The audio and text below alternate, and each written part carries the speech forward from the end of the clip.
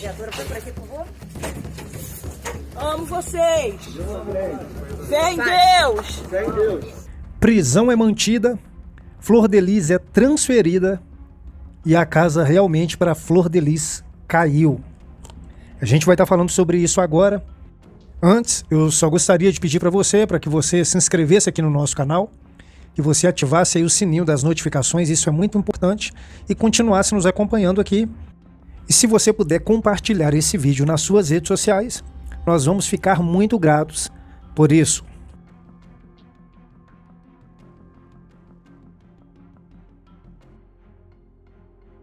Bom, pessoal, para muitas pessoas que achavam que esse dia não ia chegar, realmente a casa da Flor de Lis caiu. Na verdade, a casa da Flor de Lis caiu não, o castelo da Flor de Lis desmoronou literalmente.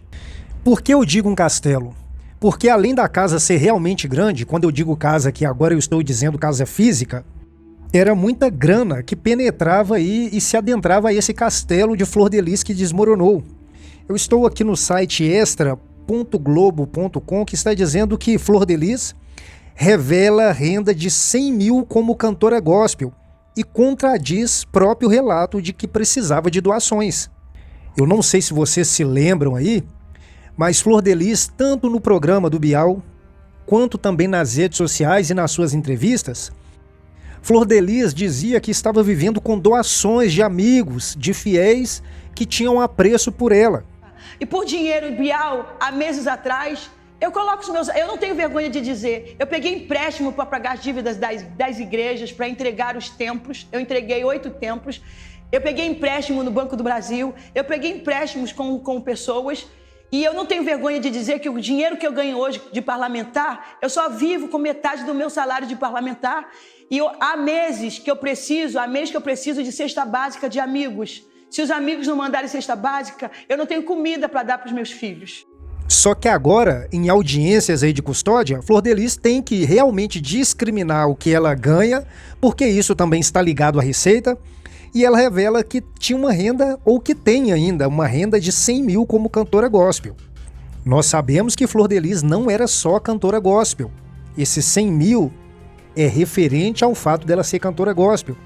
Mas tem aí os 33 ou 36 mil como deputada. Se você não sabe, os deputados têm uma renda, têm uma verba anual de 1 milhão para poderem fazer o giro aí nos seus mandatos entre viagens, hospedagem. E Flor de Lis já gastou aí mais de 900 mil reais com essa verba.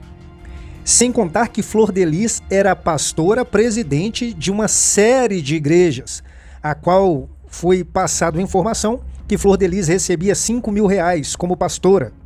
Esse é o dinheiro lícito, se é que a gente pode dizer dessa forma. Agora nós não sabemos se há aí outras formas que estava entrando dinheiro e que não estava sendo declarada aí nos relatórios de Flor de Lis. E quando eu digo aqui que foi o castelo que desmoronou e não uma casa, é justamente por isso. Até porque Flor de Lis achava que estava acima do bem e do mal, que estava acima da própria justiça.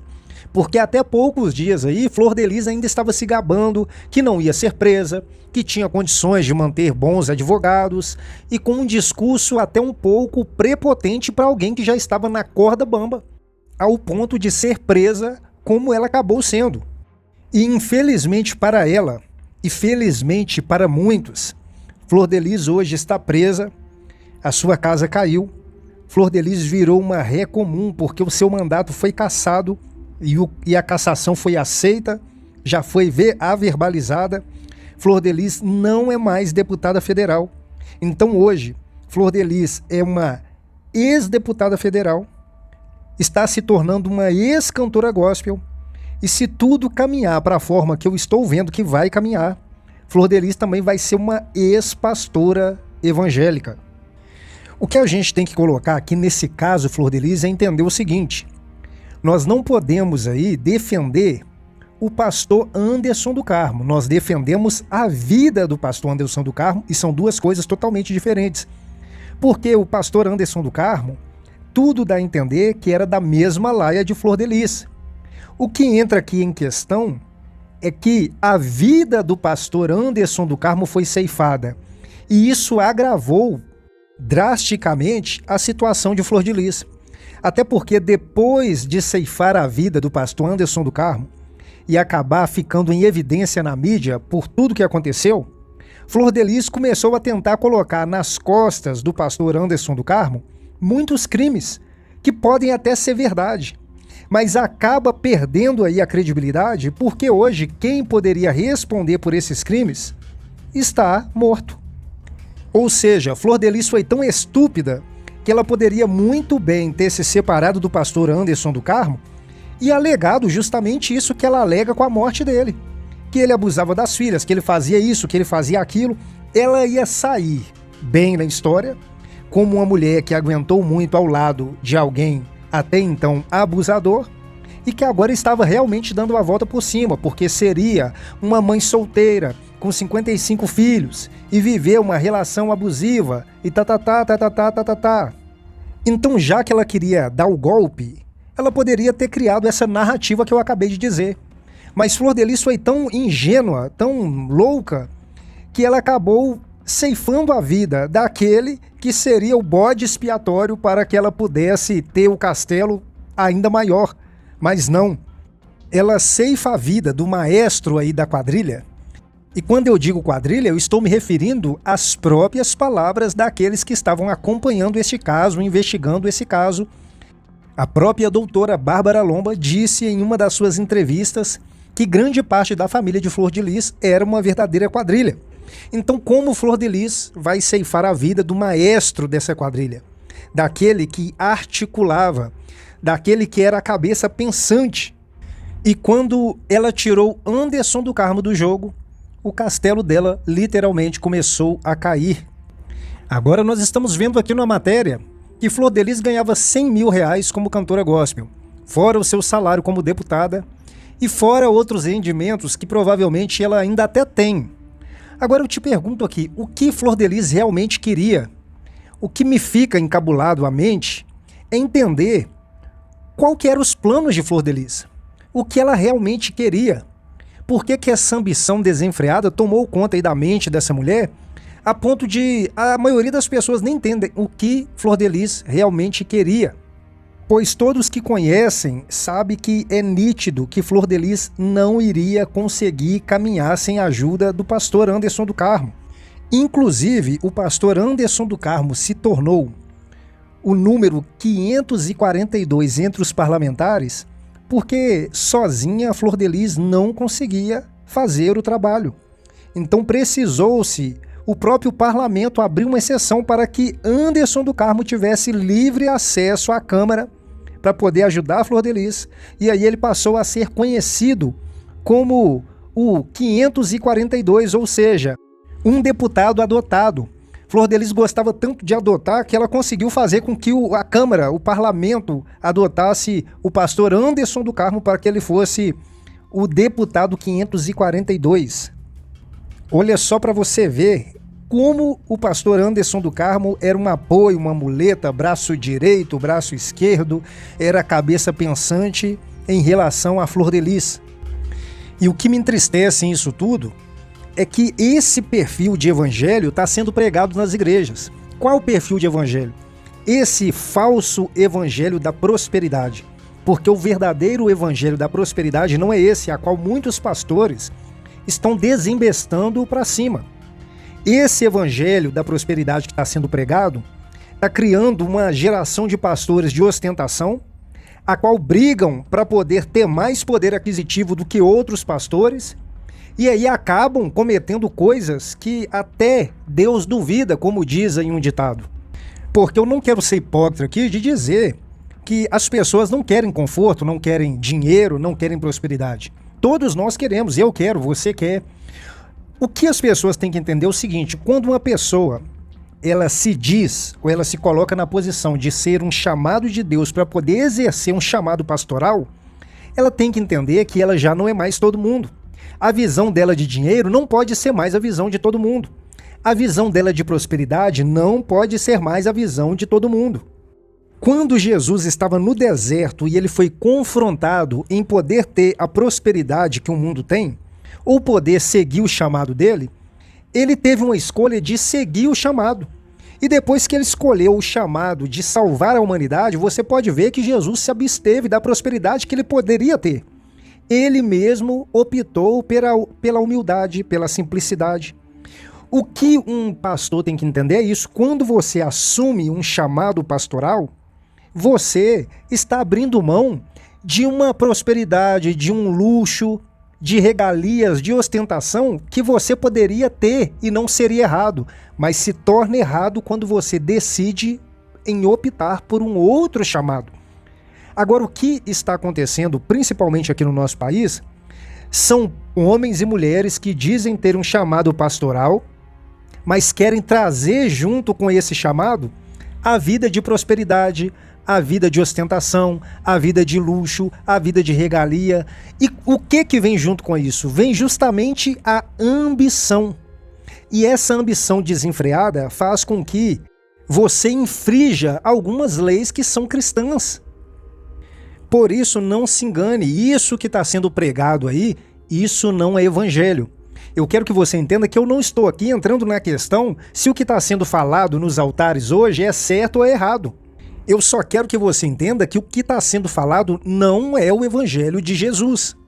E é por isso que a igreja cristã evangélica brasileira está perdendo a credibilidade, porque os pastores que optaram por fazer a obra, optaram por ter o chamado de Deus, eles estão querendo trazer o luxo e a ostentação que não bate, é como água e óleo. Isso vai sempre dar problemas. Você quer vida de luxo, vida de ostentação, vida com muita grana, vida com regalias? Eu não vejo problema nenhum, cada um escolhe o que quer, só não opte por ter uma vida pastoral, uma vida como um líder religioso, porque não vai dar certo. E é isso que está acontecendo com essa geração de pastores de hoje. Eles estão querendo fundir esses dois chamados, essas duas vidas, que nunca vai dar certo. E aí, esse mundo gospel o mundo gospel hoje é sinônimo de ostentação. E nós vamos chegar justamente aqui. É claro que isso é um exemplo, não é todo pastor que gosta de ostentar que vai fazer o que Flor de Lis faz. Eu não estou querendo dizer isso. O que eu estou querendo dizer é que essa busca desenfreada por dinheiro, por ostentação, por regalias, por luxo, sendo um pastor, pode fazer com que um pastor venha cegar e procurar o caminho até do crime para poder chegar até os seus intentos. E eu vou dizer para você que Flor de Lis, ela não é a única.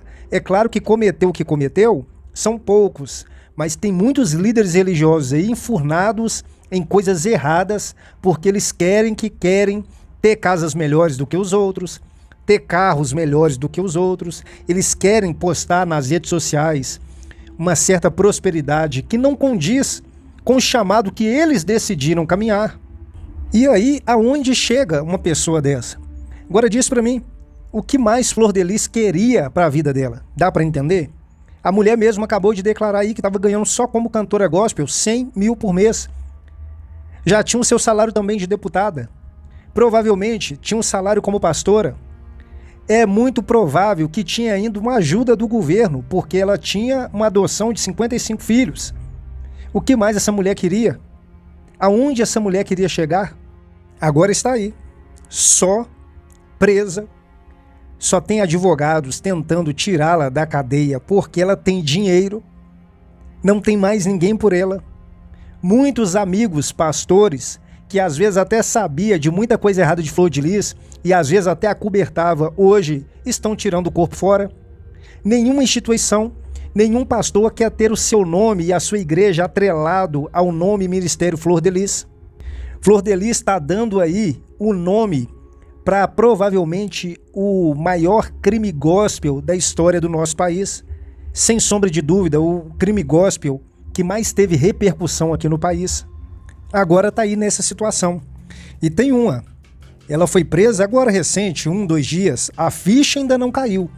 Então dentro daquela carcaça ali, dentro daquele corpo que foi para a prisão, ainda está a Flor de Lis cantora, a Flor de Lis deputada, a Flor de Lis pastora, a Flor de Lis egocêntrica, porque até a ficha cair, a pessoa assimilar o que realmente está acontecendo, demora um pouco. Mas quando começar a passar 1, 2, 3 semanas, 1 mês, 2 meses, 6 meses, 1 ano, e a pessoa vê que ninguém foi lá tirar ela da cadeia. A pessoa começa a ver que a realidade dela agora é aquela. Quando isso começa a acontecer, a pessoa realmente vê o que fez, mas aí é tarde. A gente sabe o quanto é difícil uma mulher aqui no nosso país galgar voos tão altos, chegar aí em lugares onde muitos homens também gostariam de chegar e não chegaram. Pois é, Flor de Lis conseguiu isso. Se tornou uma cantora gospel renomada, se tornou uma pastora com um dos ministérios em ascensão maiores aqui no nosso país, conhecida tanto nacional como internacionalmente.